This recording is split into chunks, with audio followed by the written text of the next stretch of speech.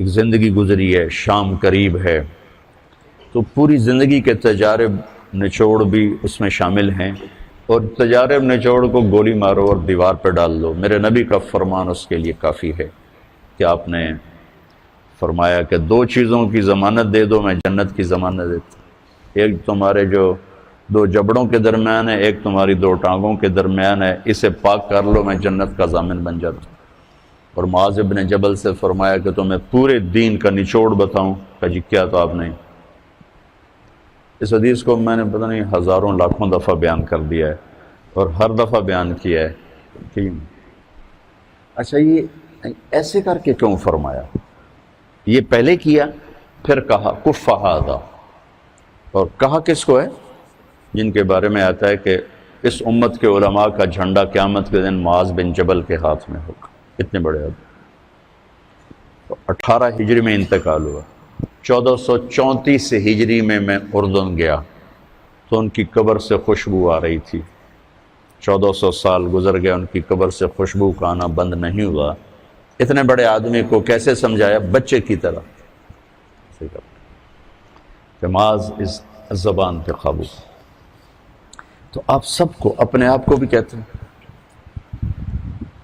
وہ عرب خطیب کہتے ہیں اوصیکم نفسی اولا و ایاکم کر کے عام طور پہ خطبہ شروع کرتے ہیں، تو میں بھی اپنے ذات سے شروع کر کے آپ سے یہ عرض کرتا ہوں بچوں کہ اپنی زبان پہ قابو پانا سیکھو۔ یہاں اس کی مشق کر لو۔ یہ چھوٹا سا میدان ہے، چھوٹا، ایک تالاب میں ہے، آپ تالاب، یہاں سے نکل کر آپ ایک سمندر میں کودیں گے جہاں کہ رشتوں کی فہرست ہوگی، تعلقات کی فہرست ہوگی، ناگواریوں کے خوفناک خاردار کانٹے ہوں گے، کہیں کہیں پھول ملیں گے ورنہ کانٹوں سے بھرا جہان ہے۔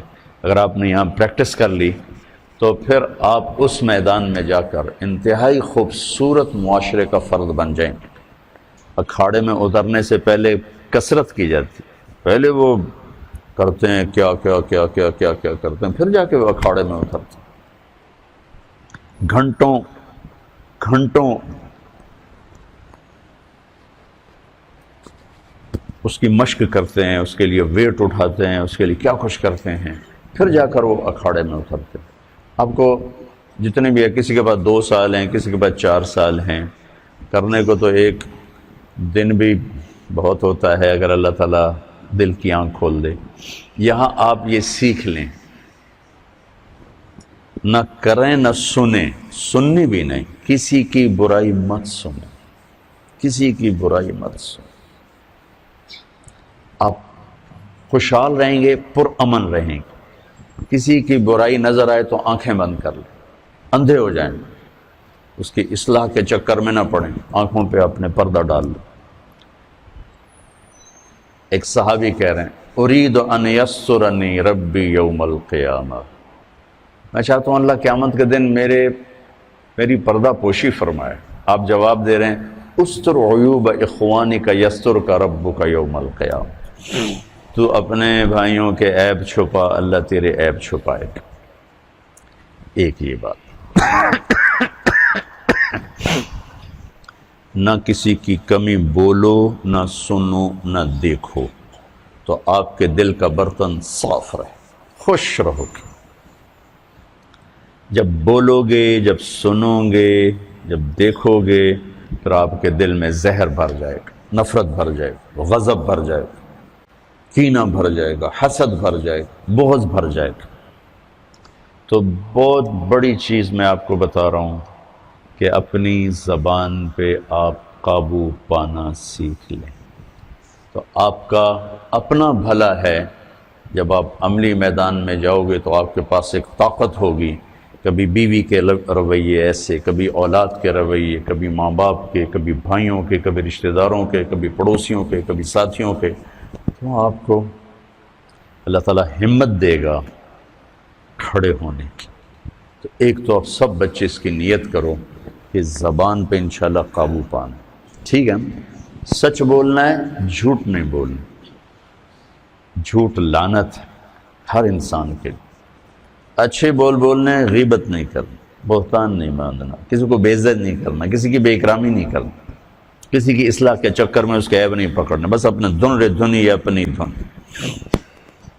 دوسری عرض یہ کرنی ہے، یہ بھی ایک حدیث پاک کا مضمون ہے کہ اس دل کو بچوں صاف رکھو، اس میں کسی کی نفرت نہ آنے دو، کسی کا بغض نہ آنے دو، کسی کا حسد نہ آنے دو، کسی سے کینہ نہ رکھو۔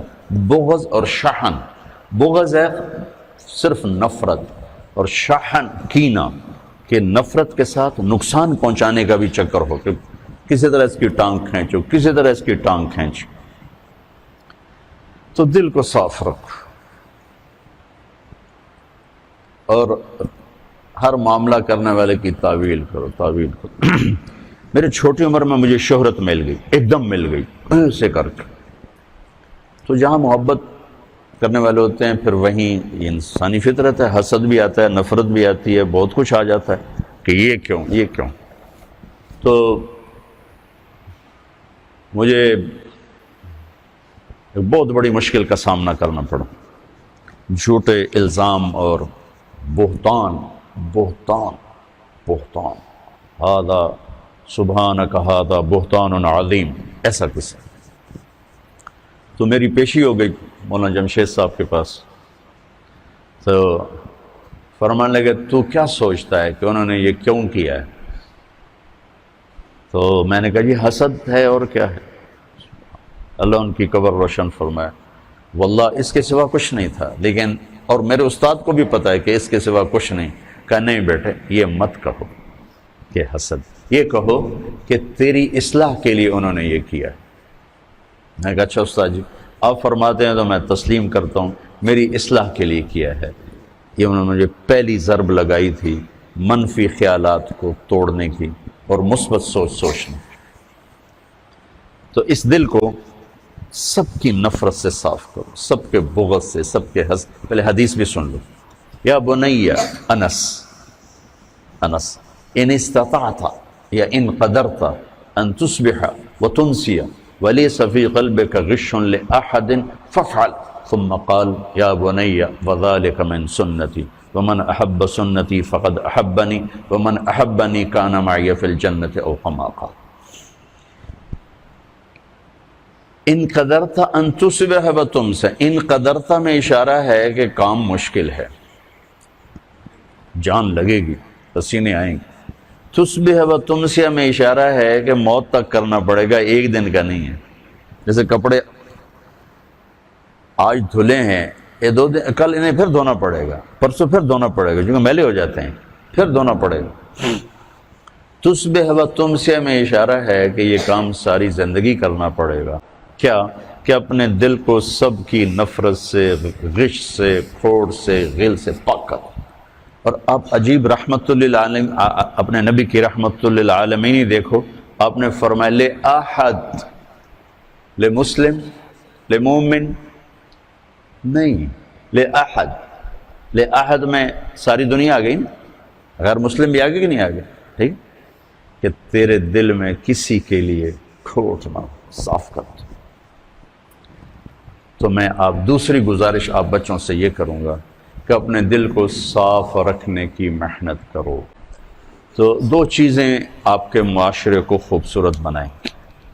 آپ کا ایک 4 دیواری ہے، یہ آپ کا گھر ہے، یہ آپ کا مدرسہ ہے، یہ آپ کی رہائش گاہ ہے، یہ آپ کا سکن ہے، یہ آپ کا ہاسٹل ہے، جو اس کو نام دے دو۔ بہرحال اس وقت آپ ایک خاندان کے 400 افراد جہاں جمع ہو، اپنے استادوں سمیت، یہاں کے خدام سمیت، اس میں جو خوبصورتی آئے گی اجتماعی طور، انفرادی خوبصورتی ہے کہ بنیاد اچھی ہو، وہ نماز، ذکر، تلاوت، اور اجتماعی خوبصورتی آئے گی آپ کے اچھے اخلاق سے، آپ کے اچھے اخلاق، آپ کے میرے اچھے اخلاق، برداشت کر، سہ جانا، پی جانا، بہت بڑی طاقت بنیں گے آپ اگر آپ کو سہنا آ گیا اور برداشت کرنا آ گیا۔ چونکہ جب آپ برداشت کرتے ہیں نا تو اندر میں ایک طاقت پیدا ہوتی ہے، وہ طاقت آپ کی روح کو پرواز دیتی ہے اور اگلوں کے لیے تسخیر کا کام دیتی ہے۔ اور اگر آپ پھٹ گئے تو بم کے پھٹنے سے کیا ہوتا ہے؟ تباہی آتی ہے۔ جب آپ پھٹیں گے یا میں پھٹوں گا تو معاشرے میں تباہی آ جائے گی۔ تو اس کے لیے آپ دو چیزوں کا اہتمام فرمائیں۔ ایک اپنی زبان کی حفاظت فرمائیں۔ آپ اس 400 کے معاشرے میں کوئی غیبت کرنے والا نہ ہو، کوئی جھوٹ بولنے والا نہ ہو، کوئی کسی کو طنز کرنے والا نہ ہو، تانا دینے والا نہ ہو۔ ایسی بات جو کسی کے دل پہ جا کے چوٹ مارے، اس سے آپ اپنی زبان کو صاف کریں۔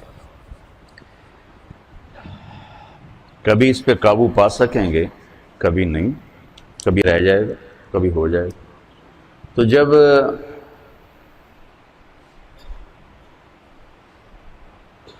ہاتھ سے نکل جائے بات، تو پھر اللہ نے ہمارے لیے توبہ کا دروازہ رکھا ہے۔ 2 نفل پڑھو، اللہ سے معافی مانگو، جس پر زیادتی ہو اس سے جا کے معافی مانگو، اس سے آپ کی مزاج میں ٹھہراؤ آ جائے۔